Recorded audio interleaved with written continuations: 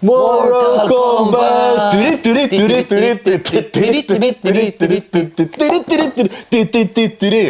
Joo. Uusi Mortal Kombat-elokuva tulee täällä meilläkin elokuvateatteriin ihan tuota pikaa. Ja koska Videospace-kanavalla ei ole vielä puhuttu näistä Mortal Kombat-elokuvista, niin ajateltiin nyt sitten hyödyntää tämä tilaisuus Apasin kanssa ja puhua tänään vähän sitten Mortal Kombat elokuvista ja yleensä tästä ilmiöstä sitten, että tänään sitten aloitettiin tää katsomalla nämä 2 ihan alkuperäistä elokuvaa ja sittenhän on siitä se ja remake. Joo. 2021 vuodelta ja nyt tulee sitten sille remakeille jatko-osa sitten. Tosin siinä välissähän oli myöskin 2 TV-sarjaa. Kyllä, mulla on tässä toinen tää Conquest sitten, mutta ennen kuin mennään asioita edelleen, niin puhutaan nyt hieman sitten tietysti mistä tää tulee, eli Mortal Kombat-peli. Joo, 90-luvun alussa Street Fighter 2 tarvii vähän niinku haastajan ja sitten sieltä tuli vastaavalta joku studio, mä en muista mikä studio. Se oli Midway. Joo, sieltähän tuli sitten oma peli. Se oli peliautomaa, arcade-peli ensin. Sanotaan näin, että se mitä Kakarana ihmetytti, että jumalauta, että oli väkivaltainen ja verinen peli ja sitä oli pakko päästä pelaamaan. Muistan silloin, kun se 1 tuli. Joo, eli siis kyseessähän on siis niinku Street Fighter, tämmöinen Tournament Fighter-peli. Ja se, mikä teki Mortal Kombatista erikoisen, oli se, että siihen oli digitoitu näitä oikeitten ihmisten näitä tekemiä kaikkia karateliikkeitä, kung-fu-liikkeitä ja tämmöisiä. Ja sitten myös se, että siihen oli, niin kun, aina kun lyötiin, niin lensi verta ämpärillinen. Ja sitten kun siinä oli vielä se bonus siihen, että se, että kun sä voitat vastustajan, sitten se erä on voitettu, niin sitten siinä tulee se finish him. Ja sä tiedät sen oikein yhdistelmän, mitä painetaan, sä joystickilla vedetään sivulle. Ylös alas, ylälyönti, alalyönti, ylälyönti, alalyönti. Niin joka hahmolla on sitten oma tämmönen niin sanottu fatality-liike, että milloin lähtee pää irti ja milloin revitään sydän irti, milloin revitään selkäranka irti ja kaikkea tämmöistä. Kyllä. Ja se oli helvetin kova juttu toi, kun se peli tuli. Joo. Kyllä mä, jos nyt rehellisiä ollaan, niin mä en siitä 1 niinkään, koska mun mielestä se pelattavuudesta kuitenkin hävisi aika reilustikin tuolle Street Fighter 2. Mutta pari vuotta myöhemmin sitten, kun se 2 ilmestyi, niin vittu, sitä mä hakkasin. Siis mä oon hakannut sen niin kuin jokaisella hahmolla läpi, jokaisella vaikeustasolla läpi ja siis se tuli hakattua siis niin kuin todella moneen kertaan läpi ja se oli mun mielestä semmoinen peli, joka veti silloin vertoja Street Fighter 2, kun puhutaan näistä tournament-peleistä. Eli se otti sen, mikä niinku teki 1 hyvää, mutta vielä niinku kehitti ja jalosti niitä ideoita. Se oli lisää hahmoja, se oli enemmän vertoja, enemmän näitä fatalitöitä, mitä kaikkea friendship, babalyty ja tämmöisiä. Ja myöskin se, että se oli se klassinen juttu oli se kanssa, että Super Nintendo tuli toi ensimmäinen Mortal Kombat, niin se oli sensuroitu täällä, että veri oli se oli sellaista jotain harmaata. Ja sitten ei ollut mitään fatalityjä, ei saanut päätä irti eikä mitään semmoista. Mutta Sega Mega Drive, sakeli siellä sai jotenkin näppäin yhdistä, sai näkyy ne. Ja sitten tietokoneella oli mun mielestä silleen, että sai ihan valita, kumman ottiko sen niinku koreisen version vai sitten niinku ei-koreista. Joo. Ja tästä oikeastaan voi vielä mainita sen, että siis about samoihin aikoihin tuli sitten Wolfenstein ja Doom. Joo. Niin se oli sitä aikaa, että alkoi olemaan semmoinen keskustelu sillä, että pitäisikö pelilläkin olla ikärajat. Kyllä. Ja sittenhän niihin tuli ikärajat ja sittenhän Mortal Kombat 2 pääsi Super Nintendollekin sitten leikkaamattomana versiona. Niin, silloin vähän ennen vanhaan taisi olla oikeastaan 1 ainoa peli, mikä mä muistan, mikä oli verinen, oli Slaughterhouse. Niin oli joo. Siinä mentiin Jasonin kanssa, Jasonin hahmon tapaisella tyypillä mentiin ja hakattiin porukkaan muusiksi. Joo, ja sehän oli sitten jo 80-luvun puolella. Että joo. No tosin nyt sitten oli taas kyseenalaisia pelejä Atarille, missä oli se vitun seksi. Niin, missä sitten raiskattiin intianinaisia. Mutta tämä on oma aihe sitten, nämä pelit sitten, mitkä on sensuroitu. Joo, mutta siirrytään me vuoteen 1995 ja sitten tuli tämä ensimmäinen Mortal Kombat-elokuva ja sitä oli ohjannut semmoinen ukkeli kuin Paul V.S. Andersoni. Joo, se V.S. tuli sinne väliin sen jälkeen, kun ilmestyi eräs toinenkin ohjaaja, joka oli Paul Anderson, mutta se oli Paul Thomas Anderson ja niitä ei saanut sitten keskenään sekoittaa, niin tuli sitten kirjaimia väliin ja 1 nimikin. Mutta mulle ainakin Paul V.S. Anderson on parhaiten tunnettu siis tuosta Event Horizon tieteiselokuvasta. Joo, muun muassa siitä ja mun mielestä Soldier, joka on Blade Runnerin maailmaan sijoittuva ja mun mielestä todella aliarvostettu toimintaelokuva ja on loistava sellainen. Ja myöskin, jos ei nyt ihan väärässä on, niin eikö se ole ohjannut kaikki noin Resident Evil? Melkein kaikki aina. Mä en tiedä, onko sitäkin joku remake? No nyt on tullut se joku uusi. Joo, mutta anyways, monta Resident Evil-elokuvaa ja sitten Soldieria ja sitten Event Horizonin.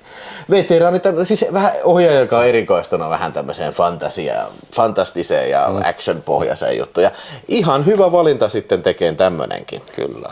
Ja tosiaan, ainakaan toi castingi kun katsoi, niin tunnetuin nimi oli sitten, uskokaa tai älkää, niin Christopher Lambert. I don't think so. No, että se tosiaan niinku, että hän oli se, millä tätä leffaa lähdettiin myymään.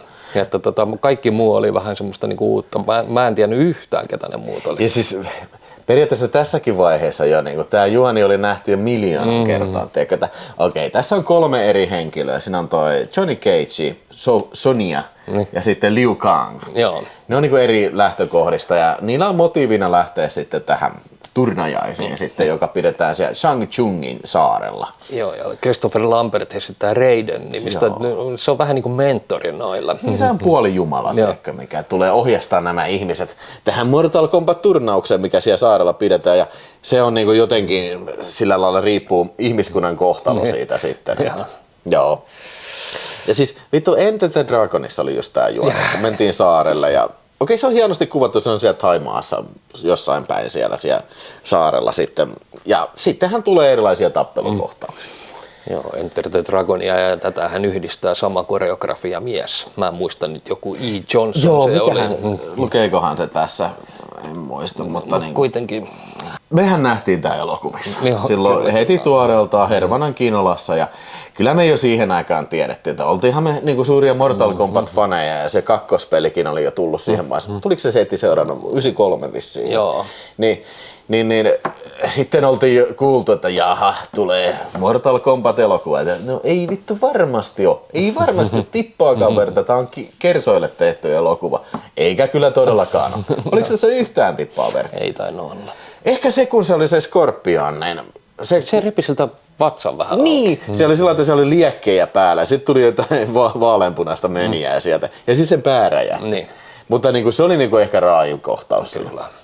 Mutta niinku, se oli melkein jo tietosi jo siihen aikaan. Ja siis, en mä tiedä, niinku, minkälainen tämä elokuva olisi ollut, jos tämä olisi oikeasti tehty niinku rated R. Ja sitten, niinku, vähän niin kuin, muistatko Shoot Fighter, se elokuva, missä on Bolojeng? Joo. Siinähän revittiin William Sapka. Niin. Siinähän revittiin sydäntä irti. Ja sitten myös se,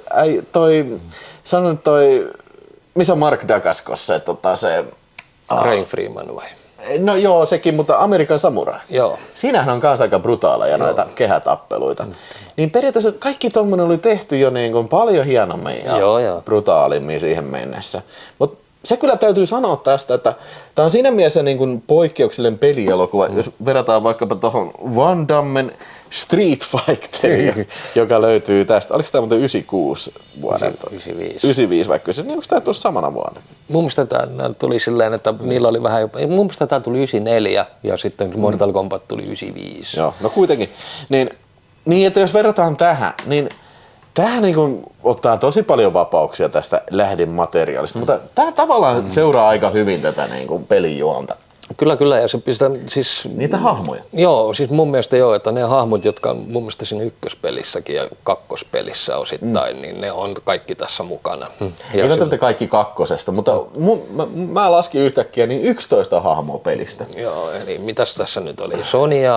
Sonia se Cage, Johnny Cage, sitten oli sitten tää Liu Kang, sitten oli se, mikä se oli se pääpahis? Shang-Chungi, sitten oli Goro, sitten oli Raiden. Kitana, Raiden, Sub-Zero ja Scorpion ja Reptile. No, ainakin 10 niin. mä löysin. Oli siellä vielä joku muukin, mutta joo. Niin, että siinä mielessä on niin ihan hyvin hallussa. Mitä sä olit mieltä, sä oot näistä kamppailuhommista? Mun mielestä tässä oli hyvä setti, että tässä oli pitkälti mietitty tämä homma ja silleen, että tässä oli kuvakulmia myöten, niin selvästi hän näki esimerkiksi, että Johnny Cagea ei todellakaan se jätkä esittänyt, vaan siinä jotenkin nämä jutut joku ihan muu. Mutta jos mä oikein ymmärsin, niin sitten tämän Sonjan näyttelijä, niin se oli hän teki omat stunttinsa ihan tappeluita myöten, teki täysin itse. Sehän muuten oli se Sonjan näyttelijä siis tuossa Last Action Heroes. Joo. Ja oli se Jackskin siinä näkyy, mutta sehän ei tehnyt mitään, se vaan ne väijyskeli siellä. Sitten hei, ei Kano. Niin Kano, se on se australialainen näyttelijä, mikä on muun muassa Event Horror. Ei Event Horror, kun toi Deep Risingissa. Nehän kaikki ne kolme vähän niin kuin tapas siinä, että kun ne lähti vainoon, yritti saada sitä Kanoakin. Ja sitten ei pidä unohtaa tietysti elokuvasta License to Kill parivaljakkoa, eli meillä on tämä ensinnäkin Talisa Soto, joka oli Bond-tyttö sitten tässä 88 vuoden Bondissa, vai 89 se on. Ja sitten tietysti Tämä Takava. Kazuhiroki Tagawa, joka on minulle aina kaikista eniten tuttu elokuvasta Showdown in Little Tokyo. Joo, rauha hänen sielullaan. Hän tosiaan meni, viime vuoden lopulla meni kuolemaan tosiaan. Joo, mutta Kazuhiroki Tagawa on tässä vähän niin kuin se pääpahis, se on se Shang Tsung on siinä sitten. Ja on tässä kyllä niin vitun cheesejä repliikkejä kyllä. You are mine! Joo. Too bad you could die! I don't think so. Joo. Se on ihan vitusti Joo, mutta niin, en mä tiedä, ei tämä mun mielestä kauhean hyvä filmi. No, eihän se ole, mutta siis mut se oli silleen, että tässä oli turnausmeininkiä kuitenkin. Ja siis, on tää niinku oikea elokuva, jos verrataan sitten seuraavaan. Niin. Oikea elokuva. Sen mä sanon, että siis tässä oli ihan hyviä näitä lavasteita. Niin, ja tietysti se Goro. Goro on helvetin hienosti tehty. Se on semmonen, tiedätkö, joku nukke. Niin, se silloin, jos ei ne, jotka ei tiedä, niin siis se on semmonen nelikäsinen, semmonen helvetin iso monsteri-äijä. Ja tuli itse asiassa vähän mieleen, tiedätkö mikä toi Demolition, Judge Dreddissä, muistatko siinä kyllä se iso robotti? Joo. Se oli kyllä se oli hienosti tehty ja siinä tehtiin, se sai Bloodsport-kohtalon siinä. Eli Johnny Cage vetää spagaatin ja lyö munille. Joo. Eli siinä käy silleen. Joo. No sitten, täytyy sanoa, että tässä on ihan vitun paskoja erikoista. Siis niin kuin CGI-efektit, vittu että ne on huonoja. Joo, kyllä todella huonoja. Siinä on se Reptile-niminen, semmoinen vähän niin kuin vakoilija olio, mikä on vähän niin kuin Predator, että se on niin kuin läpinäkyvä.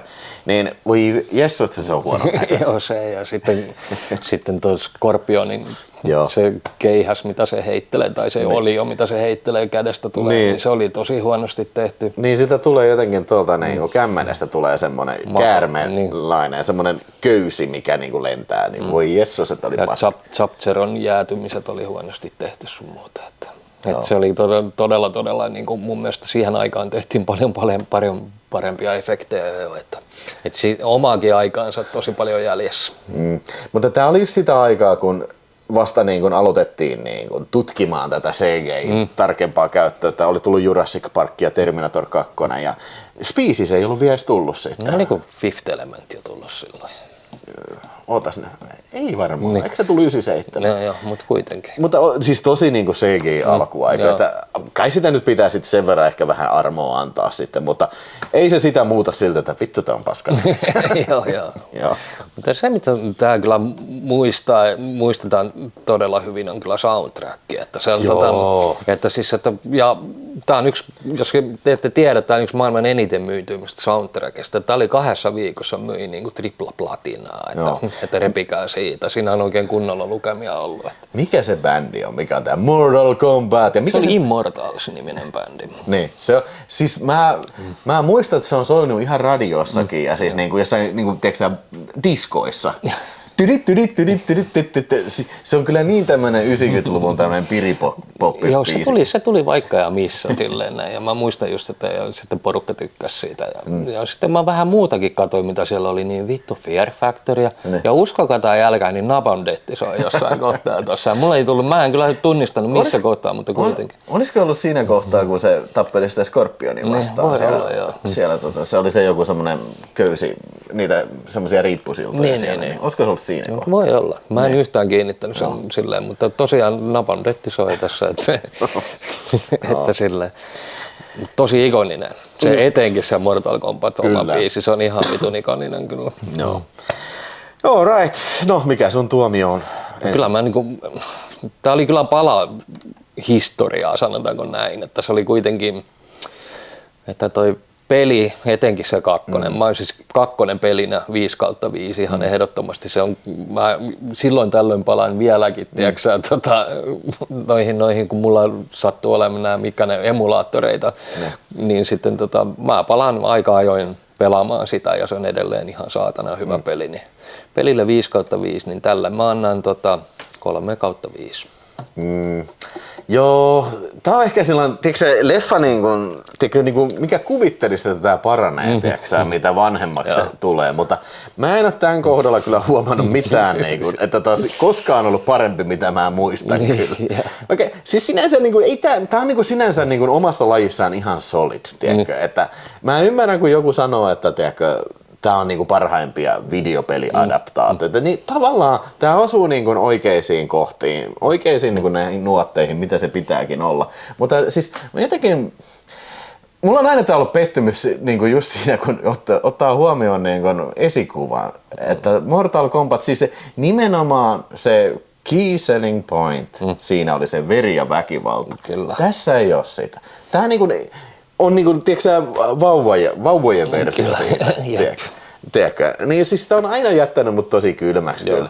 Mut toisaalta tässä on kuitenkin ihan ok toteutus ja sitten tää on hirveän nostalginen kuitenkin ja nämä biisit ja kaikki. Niin mä annan kans sen 3 tähteä, mutta heikko 3 tähteä kyllä, että sillä mennään siinä. Pitäisi erikseen mainita tosiaan 18 miljoonan budjetilla, niin tähän takoi yli 100 miljoonaa reilusti, että ja kyllä se tietää sitä, että jatkoa tulee.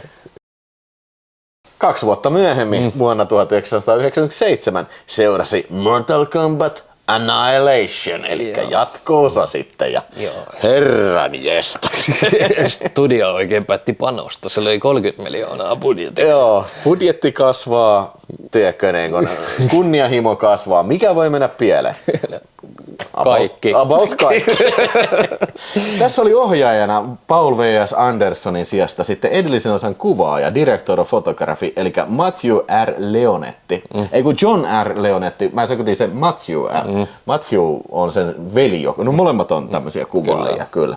Ja tämähän periaatteessa jatkuu ihan siitä, mihin ykkönen jää. Joo, kyllä. Ne lähtee ton keisarin perään, Shao, mikä se oli? Shao Kahn. Shao Kahnin lähtee sen perään ja sitten samalla sitten siellä kidnapataan se Kitana,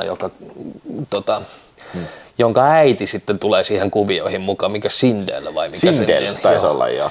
Sanotaan näin, että ensimmäisen 5 minuutin aikana sulle lyödään niin vitusti noita hahmoja päin plasia, että sulla on tosi vaikea enää pysyä perässä, että ketä tuossa on.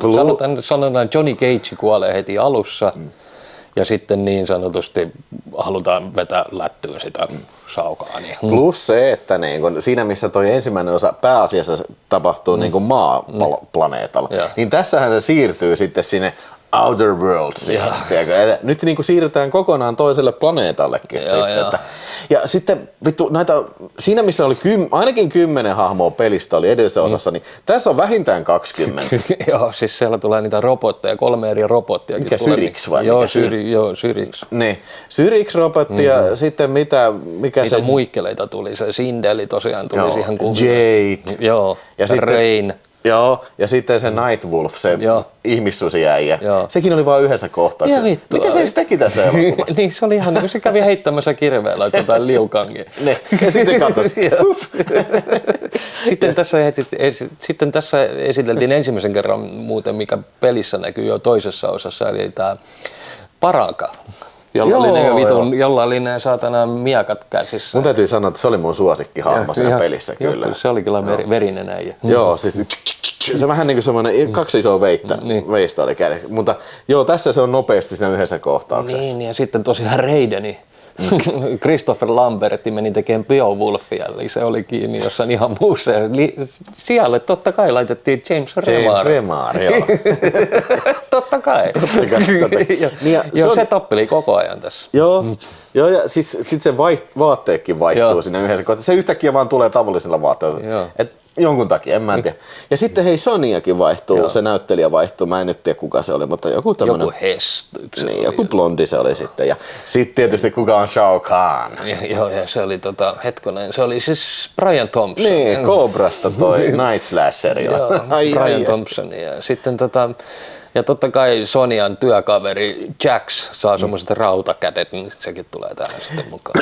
Niin siis mun mielestä, siis okei vittu, voi olla, että mä en vittu kattonut niin muna- ja silmäkuvana edellistä osaa, mutta mun mielestä Jax hädintuskin oli edes hahmo edellisessä osassa. Se oli joku varmaan minuutti. Niin miten se yhtäkkiä oli, se oli siellä jossain leikkauspöydällä, että hei mun käsiin on asennettu cyborgin kädet, mutta okei. Siis kuitenkin nämä tapahtumat oli tyylin tunnin sisään kaikki tapahtumat. Niin, okei, no joo, whatever. Siis tässä on niin paljon reikiä tässä juonessa, että ei mitään järkeä. Joo, ja siis kun tämähän oli siis semmoinen niin tuotantohelvetti, että siis tässä oli tunnin verran tappeluita leikattu pois. Niin, siis tässä on niin ollut perinteinen just tämä, että niin nyt ei oikein tiedetä, mitä tässä ollaan tekemässä kyllä, että niin sen huomaa. Joo. Tämä on ihan hirveä silppusäkki, tilkkutäkki, kaiken näköistä, niin erilaisia hahmoja, erilaisia kohtauksia ja siis se on yleensä on, tai tuolla netistäkin luin, että siis tämän ongelma on nimenomaan, että tässä on niin paljon hahmoja. Niin. Eihän tämä kestäkään kuin joku 83 minuuttia ilman lopputekstejä. Joo, ja mä sitten lähinnä ihmettelen, mihin vittuun se raha on saatu menemään. Että onko se sitten tosiaan kierrelty maapallo? Tähän on kuvattu Jordaniassa, Israelissa ja Thaimaassa. Joo. No siis sepä onkin hyvä kysymys, koska mun mielestä tässä pääosan vie ehdottomasti tässä elokuvassa ihan vitun paskat erikoista. Siis sanotaan näin, että mä luulin, että ykköstä on vaikea alittaa, niin kyllä on. Siis tämä alitti vielä sen ykkösen tehostet ja ihan reilusti. Joo. Tämä on siis todella paskasti tehnyt erikoisefektit. Ja siis tossahan toi tuottaja sanoi, että joo okei, heillä loppuu rahat kesken, että ne on pistetty elokuvateatteriversioon siis ihan tämmöisiä koevedoksina. Ja kyllä se huomaa, siis se huomaa jo siitä, että se resoluutio on huono, se on sellainen videojuovia täynnä ne erikoista. Ja sitten kun on semmoinen joku blue screen kohtaus, niin kaikista niistä blue screen niistä hahmoista näkyy läpi, tiedätkö? On niitä jotain semmoisia läpinäkyviä laikkuja siinä. Ei ollut aikaa hioa sitä sitten. Ja se oli siis ihan hirveetä se alkukohtaus. Mä katsoin, että onko tää vitsillä tehty. Tää on siis vittu nää on päälle liimattu johonkin ihme taustaa vasten. Siis näkyy oikein selvästi semmoiset rajat menee niissä hahmoissa. Ja sitten se taustalla, kun se joku pilvet liikkuu siinä, niin se pilvissä on ihan selvästi joku JPEGin rajat siinä silloin. Ja puhumattakaan sitä lopputaistelusta. Joo. Siinä tulee siis, uskokaa tai älkää, niin lopussa sitten tulee vähän semmoinen Godzilla-tyylinen tappelu, missä kaksi lohikärmettä alkaa ottaa matseja siinä. Mä Ja molemmat on CG. Voi herra jästä sanoa huono se on ei vittu. Ei, siis ihan vitun paskan näköisiä, kun miten ne on vittu, että mä voisin kuvitella se ohjaaja ensi-ilasta, ei vittu mä hävettää. Joo, sekin oli ihan vitun huonosti tehty, se taurusäijä vittu. Joo. Siis mitä vittua. Eli se on semmonen, millä on hevosen vartalo ja sitten ihmisen ylätorso, niin siis voi vittu tuolle paskasti. Niin, se oli tosi huonosti. Sitten se Shiva-muija, se millä on 4 kättä. Se oli huonosti. Se mikä oli ykkösessä oli tehty tosi siisti se kuro, niin tässä on luotettu CGI-efekteihin ja vittu se näyttää paskaa. Se koko ajan näkyy, että se efektin liitokset menee eri lailla, tiedätkö, kuin se hahmo. Niin. Jotain pitää tuommoisen mainita, mitä mä en kyllä itse huomannut, mutta kävin tuossa ottamassa vähän selvää samalla kun tätä leffaa kattelin. Niin, eli Liu Kangin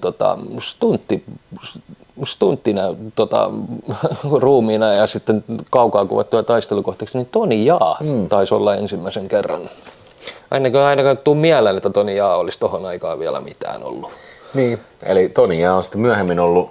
On päässyt ihan omalla pärställä ja iso toimintatähti. Oliko se Protector oli se yksi? Joo. Niin. Ja sitten onhan näitä. Joo, semmonen, mutta Se Norsu-elokuva oli se yksi, mä en muista mikä se on. No kuitenkin. No joo, kuitenkin. Niin, mutta sitten vielä siitä. Tämä on kuvattu se jossain Jordanissa. Sinänsä ihan hieno se joku raunio, missä se on kuvattu. Ja vähän niin kuin tuntuu, että okei, tässä on ihan erilaisia kuvauspaikkoja kyllä. Mutta niin kuin voi jumalauta, että tämä tuntuu niin kuin halvalta elokuvalta. Siellä on niin kuin joku että universumin niin kuin mahtavin sotavoima, niin siellä tulee joku 5 tyyppiä ratsastaa. Tämä näyttää ihan niin kuin joltain amatöörielokuvalta. Joo, ja sitten Brian Thompson pitää puhetta, missä on vitusti jengiä, CGI-lla tehtyä jengiä, ja sitten itse, kun alkaa loppumyllyt, niin ketään niistä ei siellä näy. Ne, joo, ja sitten, oi vittu. Siis, joo, ja sitten yksi juttu täytyy sanoa, että tässä kyllähän vittu tapeltiin. Tässä, siinä missä niin kuin ensimmäinen elokuva, niin siinä kestää mun mielestä vähän reilu 40 minuuttia, että päästään ensimmäisen otteen niin kuin turnaukseen. Tässä on heti niin kuin tappelu. Joo, ja ihan vitun pitkään. Tuntuu, että ei lopu millään. Etenkin niitä robotteja vastaan ne tappeli siinä alussa tosi pitkään. Mutta toisaalta taas, ei tää ole turnauselokuva. Ei ole. Ei tää ole niin kuin Mortal Kombat-elokuva. Tää on niin kuin seikkailuelokuva. Tiedätkö, Mortal Kombat-hahmot seikkailee Mortal Kombatin maassa. Niin, siis tää jatkuu ihan suoraan siitä, mihin toi ykkönen päättyy. Että lopussa se sanoo, että kun ne joku bullshit-jumalat tuli sinne, että että tämä asia voidaan vain ratkaista. Mortal Kombat! Ja se alkoi se biisi soimaan. Sitten tuli niin kuin ensimmäinen ottelu. Niin. Ja se oli, vittu se oli just tää paska CGI-ottelu. Niin. Joo, oi vittu. Ei siis... Ai. Tässä kaikki... Brian Thompson yritti.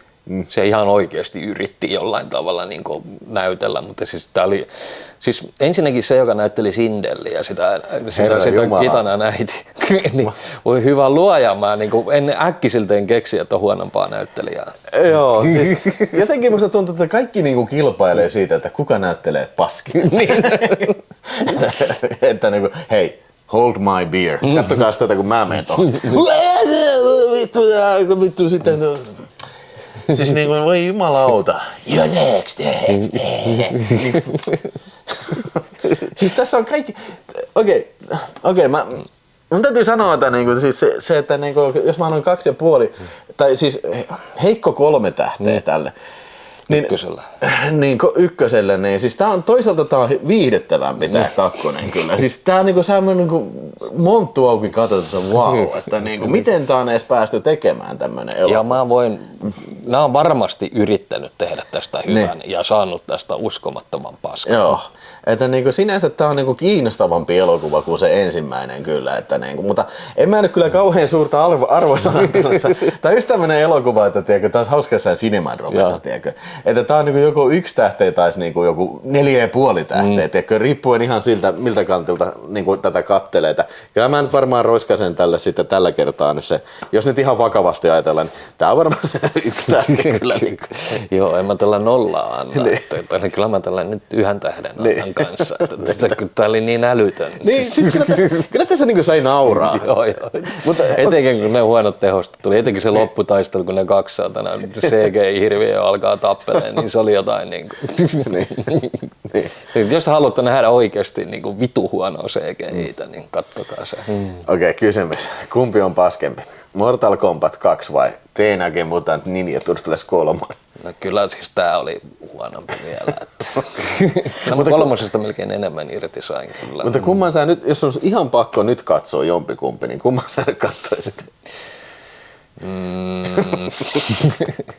Pitäisi tuohon 3. varmaan laittaa vielä toi Lastentarhakyttä 2. Ei vittu, se oli paska. Vittu, se oli paska. Me ollaan katsottu kyllä muutama tosi huono. Joo. Kattokaa tästä Lastentarhakyttä 2 video. Vittu, se oli paska.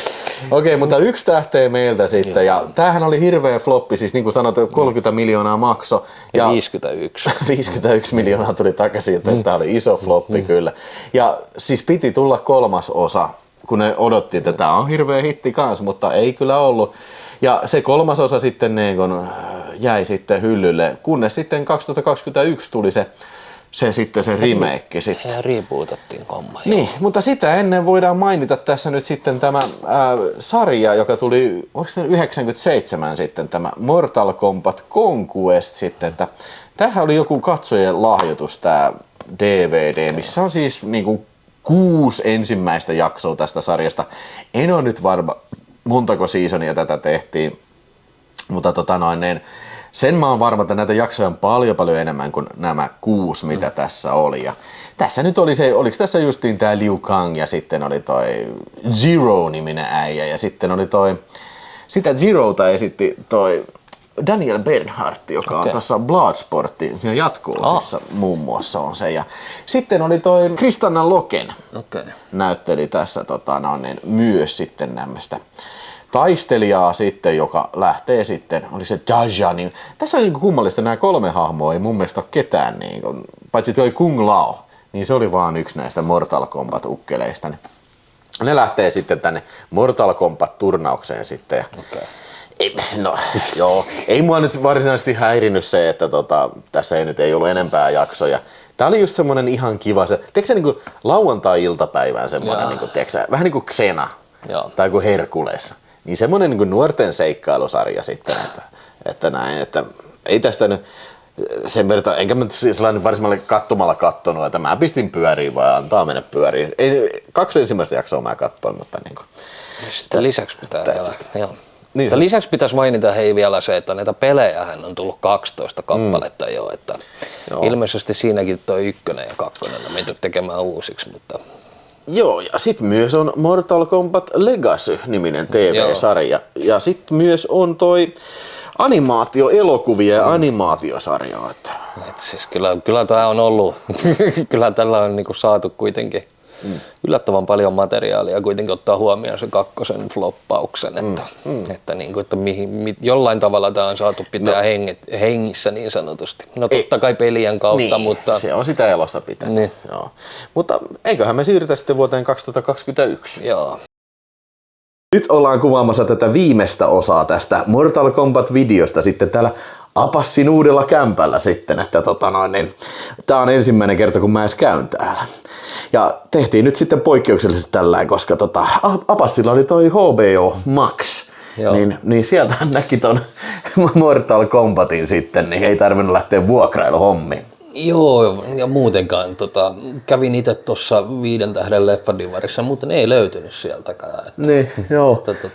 Niin, 2021. Joo, Simon McQuaid-niminen kaveri, joka onko tuttu? Ei sanonut yhtään mitään. Ei. Kyseessä on australialainen mainosohjaaja ja tosiaan hän on saanut niin kuin koko tämän Mortal Kombat-franchisin omaan käsinsä, että jotenkin tosi outoa. Joo, ja siis hän on ohjannut siis jatko-osankin tälle.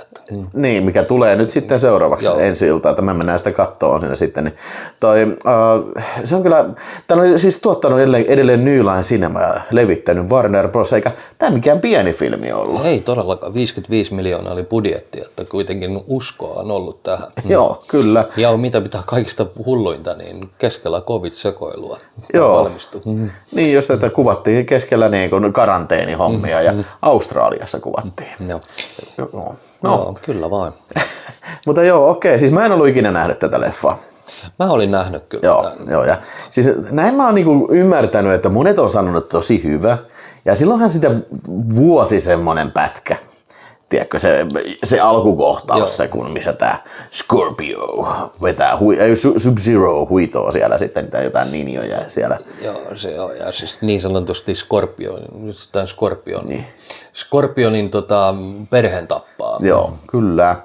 Eli tosiaan siitä se käynnistyy, että niin kun Sub-Zero, mikä sen nyt toinen alternatiivinen nimi olikaan, niin tappaa sitten tämän Scorpion perheen siitä. Niin, Scorpion nimi oli joku Hanzo jotain. Niin, Hattori Hanzo, ei sentään, mutta niin kuin joku Hanzo sitten, ja sitten siitä siirtyi 20 vuotta eteenpäin, ja sittenhän se on se poika sitten tästä Scorpionilta niin nimellä Curry. Joo. Niin se on joku tämmönen vapaaottelija. Niin, eli se avautuu tämmöisen vapaaottelulla sitten se ja sittenhän se tulee yhtäkkiä kuinka ollakaan, että kun Cory on perheensä kanssa jossain ravintolassa, niin tulee yhtäkkiä sataa lunta ja sieltä ei olekaan, vaikka on keskellä kesää, niin lunta sataa, koska Sub-Zero on tullut etsimään häntä ja sitten tulee ensimmäinen niin kuin periaatteessa tappelukohtaus. Kyllä. No sittenhän sinne piankin heitetään hyntyt yhteen Sonya Bladein, Jacksin ja sitten tämän Kanoon kanssa ja sitten alkaa avartumaan tämä maailma vähän enemmän ja sitten ne meneekin sinne tuon puoleiseen ottaa matseja. Niin vai onko se oli joku se Raidenin temppeli tai Shang-Tsungin. Se oli Raidenin temppeli jossain hevon perseestä ja Shang-Tsung tulee sinne paikalle, että kun ne on niinku valmistautumassa tähän Mortal Kombatiin sitten, joka niinku sit päättää siitä sitten, niinku, että pystyykö joku sitten valtaamaan maailman vai ei, joku tämän. Eli sitä on ihan sama juoni kuin siis alkuperäisessä Paul Andersonin elokuvassa kyllä tässä, että aina vaan, että tässä, siis, ei tässä ole niinku mun mielestä yhtään mitään henkeä. Ei.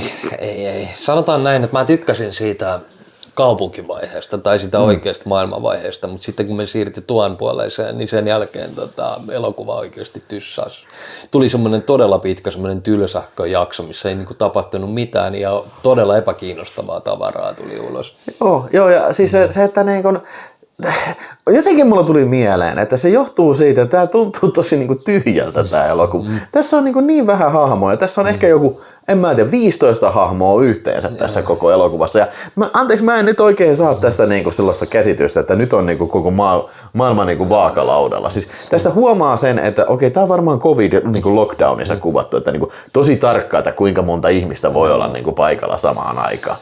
Joo, ja se musta jotenkin hämmentävää 55 miljoonaa budjetti. Niin. Kun sulla ei ole, siis tää leffa on siinä mielessä myöskin tosi erikoinen, että tässä ei ole ketään semmoista lippulaivaa niin sanotusti, joka niin takaisi sen, että tämä olisi niin menestys, koska täällä ei ole siis yhtä ainuttakaan tunnettua näyttelijää ennen. Niin, siinä missä niin Mortal Kombatissa meillä oli se toi Christopher Lambertti ja sitten Kary Hiroki Takawa. Ei nekään nyt varsinaisia mitään niin superstaria, mutta mä en tunne ketään näistä. En ketään näistä näyttelijöistä. Täysin ainoastaan Nathan Jonesin mä tunnistin siellä, eli tämä australialainen voimamies. Äijä. Käykää lukemassa itse asiassa hänen taustoja. Mies on entinen kunnon pankkiryöstäjä mies. Mutta niinku, oli tässä ihan hyvät tehosteet. Siis niin kuin, eli kun tässä on näitä tämmöisiä jäätymisefektejä, niin kuin paikat, ympäristö jäätyy ja tällainen, ihan hyvin tehty. Sitten tässä oli se reptile, niin se oli aika lailla paremmin tehty kuin se, mikä oli ensimmäisessä Mortal Kombatissa. Ja sitten tässä oli tää Goro, eli tää tämmönen neljäkäsinen monsteri, niin ihan okosti tehty. Se oli CG-nä kokonaan. Ja sitten tässä oli hyviä CGI-veriefektejä, korekohtauksia, niin kuin ottaa huomioon tosiaan, että mun mielestä ensimmäisen kerran mulle esiteltiin oli Ninja Assassin, missä tehtiin niin CGI-korea. Ja niin tää oli kyllä valovuoden parempi, että suoraan sanottuna, mutta kyllä ton erotti taas, että tää oli CGI-korea. Joo, siis niin kuin, tässähän lentää tosi paljon verta, siis verrattuna noihin aikaisempiin. Nehän oli PG-13 elokuvia, mutta tämähän on sitten niin kuin ihan vahvan R-ratingin elokuva ja tässä kiroillaan.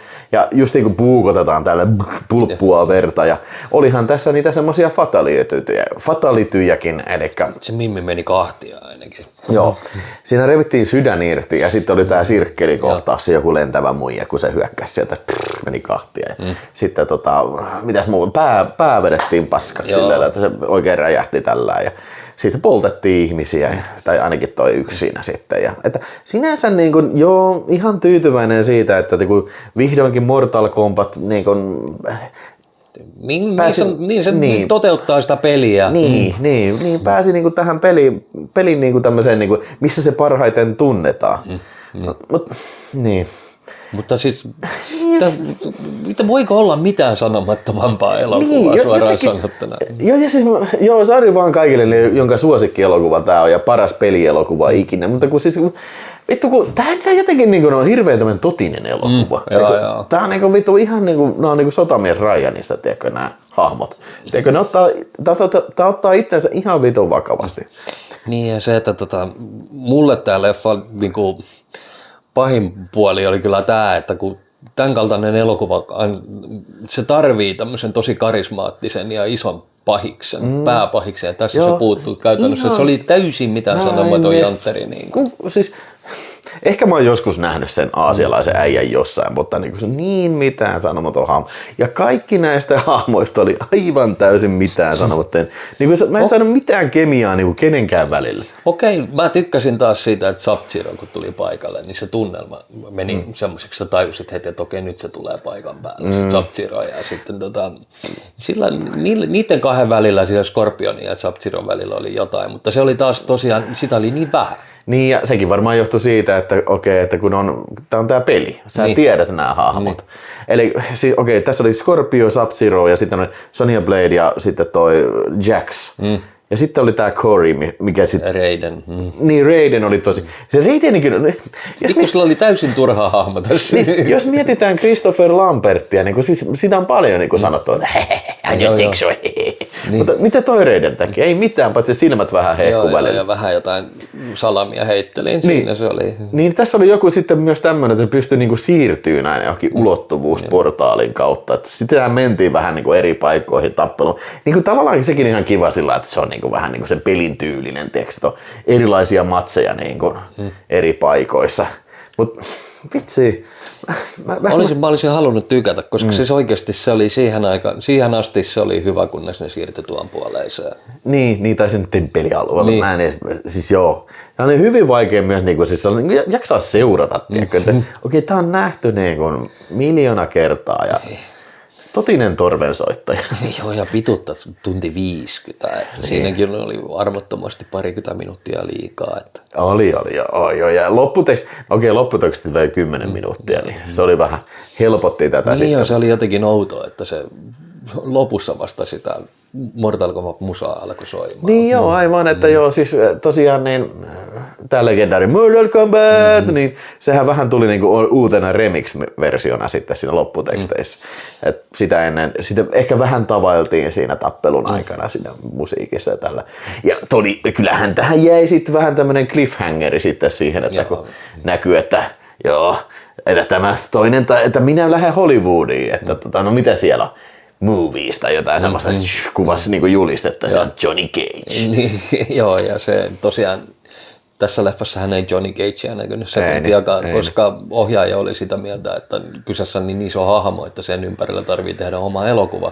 Ja nythän me ollaan sitä menossakin katsomaan. Että. Kyllä, joo. Eli niin, seuraavassa jaksossa sitten puhutaan Mortal Kombatista taas, ja niin katsotaan sitten tämä ensi-ilta-elokuva. Joo, mutta tälle pitäisi vielä arvosanoja antaa. Mutta. Okei, kumpi sanoo ensin? Otetaan kivipaperisakki. Fatality. No niin, mä sanon ensin. En mä tiedä siis. Mä en tule ikinä katsoa tätä uudestaan. Joo, 2 tähteä. Mä annan 2,5 tähteä. Joo. Kyllä siinä niinku puolensa oli, etenkin se alku mä tykkäsin tosi. Ja etenkin se, että mun mielestä se ihan ensimmäinen alkukohtaus niin oli kyllä iso hatunnosto Revenge of the Ninjalle. Että mun mielestä siinä oli sama asetelma silleen. Mutta siis nyt kun mä ajattelen, niin musta tuntuu, että mä mieluummin katsoisin sen kakkosenkin uudestaan. Jos joku sanoo, että okei, kato uudestaan, joko tää tai se kakkonen. Niin. Okei, mä katsoin sen kakkosen. Siis kakkonen oli niin tollo elokuva. Niin siis sen, että kun kummakin noista ensimmäisestä Mortal Kombat se on sellainen aika camp-elokuvia, niin, mutta tää oli niinku just tämmönen, niinku, että okei, nyt tehdään oikeaa elokuvaa. Joo, ja draamaa kehitetään tässä. Ja. Kuten mä sanoin, se oli siihen asti ihan hyvä, kun se meni tuonne pelimaailmaan. No, mutta semmonen se, ja sitten kerron nyt sitten oma mielipiteesi se, ja nähdään sitten siinä ensi-ilta-elokuvan merkeissä sitten Mortal Kombat sinne katsomaan, yeah!